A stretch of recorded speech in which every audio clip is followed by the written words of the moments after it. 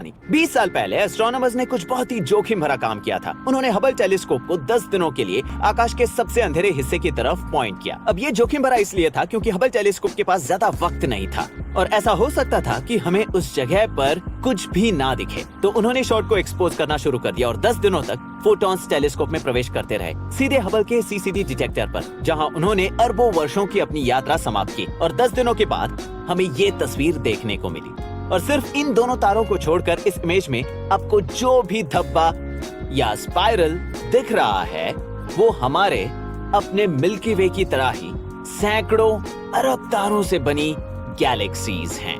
और जो चीज वास्तव में मन को चकित कर देती है वो ये है कि इस छवि में दर्शाया गया आकाश का भाग हाथ की दूरी पर रखे एक सिक्के पर रूजवेल्ट की आंख के बराबर है। जरा इस दृष्टिकोण से सोचिए, ब्रह्मांड में इतने तारे हैं कि उसकी तुलना में हमारे ग्रह के खेल के मैदानों, समुद्र तटों, समुद्र तलों और रेगिस्तानों में भी इतनी रेत नहीं। तो अगली बार जब आपको रेत दिखे तो मुट्ठी भर लेकर ये सोचें कि उनमें से एक रेत का दाना हमारा सूर्यमंडल है, और फिर अपने हाथ में रेत के सैकड़ों हजारों अतिरिक्त कणों को देखें जिनमें से प्रत्येक का अपना अपना मंडल है। और ये विचार करते करते ये सोचिए कि हमारे पूरे ग्रहों की रेत से कितनी मुट्ठियां भरी जा सकती हैं। तो मेरे हिसाब से चाहे आप हमारे ब्रह्मांड की रचना को लेकर जो भी सोचते हो, इस बात की बहुत कम संभावना है कि हम अकेले हैं।